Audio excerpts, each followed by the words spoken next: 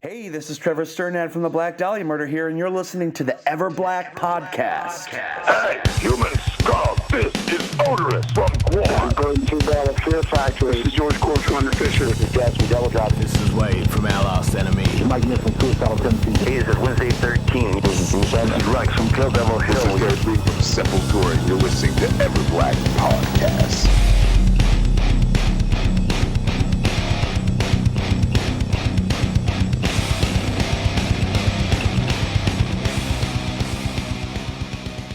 How are you today?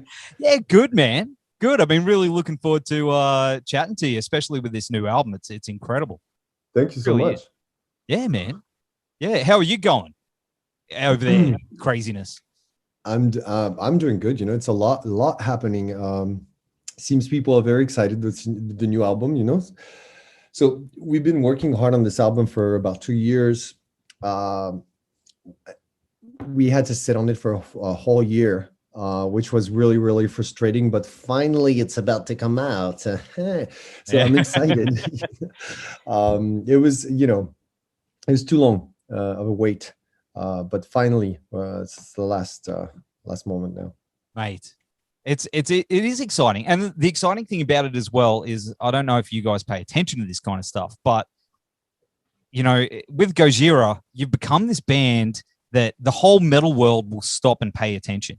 When you're going to release something or do something, it's all eyes on you. Like you've grabbed everyone's hearts and metal hearts. You know what I mean? Like you've become such an iconic band, which is a great sign of how hard you've worked over the last 20 odd years. Do you notice that? We're working, yeah. I notice. I pay attention. You know, I'm watching. I'm reading comments. I do interviews. I see what's going on. I feel it too. You know, we tour constantly. Not these days, of course. But when you tour, you can judge every night what's going on, and you see, you know, when you get to play a bigger venue. We play the same cities. You know, there's just a certain amount of places you can play on this planet. So you end up going back. You know. And then, you know, for example, we play in Detroit, like this shitty club underground, you know, where people beat each other up. And then, you know, 5 years later, it's a little bigger. And then 5 years later, it's a little bigger. So we experience all of that, and how promoters, you know, are excited to have us back and so on. So what can I say? I'm blessed. I'm so happy, so blessed to be in this band with my brothers, you know. We're having a blast. It's not easy. It's a lot of fucking work, and right now it's a lot of interviews and stuff, but you know, we worked hard for that, so can't complain. Well, man, I do appreciate you. You've probably done a ton already, so I do appreciate you taking the time, you know, because I know, and it's important. But you know, the Fortitude took me by surprise completely, like in a totally good way. It's got all the chunky riffs and the Gojira goodness, but the overall tone is different, and it's amazing. It's got a bit of a positive sort of feel compared to Magma. I don't know. I'm trying to still wrap my head around it. What inspired that change? I think change is part of life. You know, it's an evolution, and automatically when we do something, we don't necessarily need to give a direction or to talk. But Mario and I are sort of, you know, working on the foundation of a new record, and then we work a lot, the two of us, you know, from A to Z, like all the time talking. We don't sleep at night. We wake up with ideas in our head and shit. So the idea was to just have fun and experience something slightly different on a subtle level. But it's funny because everybody says that they find it's more positive. I think also everybody, like all the people that know the band and follow us, they know what happened to, you know, we lost our mom on the, you know, the previous record. So obviously, you know, that was a great time. That was a sad time for us. So in that sense, what are we going to do after that? It needs to be, let's be creative, let's be relaxed, and let's have fun. And sometimes I like to do, you know, a lot of layers with vocals, but then I think, but how's it going to play live?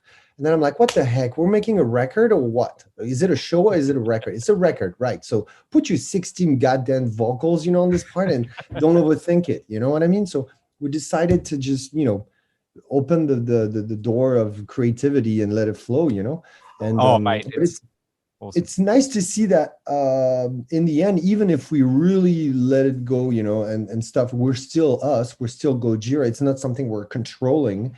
Just by trying to have fun, it's still a Gojira record. More than ever, I would say, because we're getting rid of some layers and we feel pretty good in our shoes right now. Was it Into the Storm? That track? Yeah. Oh, yeah. Mate. And Sphinx, those are the two that I'm. No spoilers out there, people, but man, that they are incredible. The riffage, Into the Storm. Yeah, I love it. That's my favorite so far. It's an interesting one, huh? Because I think Mario's genius is really revealed in that song. Yes. If you listen to the chant, it goes doom da. And then you listen to Into the Storm, he does that thing that I can't even do it to you. He always does. He has these weird patterns because he's a sort of a mad scientist behind his drums. For months and months and months, he will work on complicated patterns, gospel drum fills, and he's watching these videos online and repeating everything. And he's like, but for himself, it's a really deep work. Then when it comes time to write a song, he's going to take just like 0.0001% of what he learned and sprinkle it on a song, but it's going to be the essence of everything he learned. So I think Mario's a genius. He's talented, but he's also hardworking motherfucker, Absolutely. And so he brings it. And then I bring it in the studio. I'm producing, I'm doing a lot of the arrangements. I do a lot of instruments, not only guitar. I touch everything. I'm all over this record. So we're really working hand in hand, my brother and I in this. It's like the best feeling. The other two guys are involved too, but in a lighter manner. They come, we jam, we see how it's going to sound all together. They have no pretension to be like, okay, me too, I want to write a song. They say, okay, you guys do it, and then we'll tour together. That's pretty much and I know it sounds weird, but every single band has his own, recipe.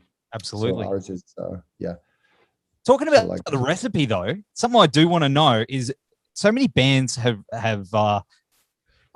taken your signature pick scrape, and mate, if you got $1 for every pick scrape that was used by another band, you'd be a billionaire, my friend. So good. Where was the origin of that? Because it's like part of your signature sound. It came from an accident. Look, let me show you.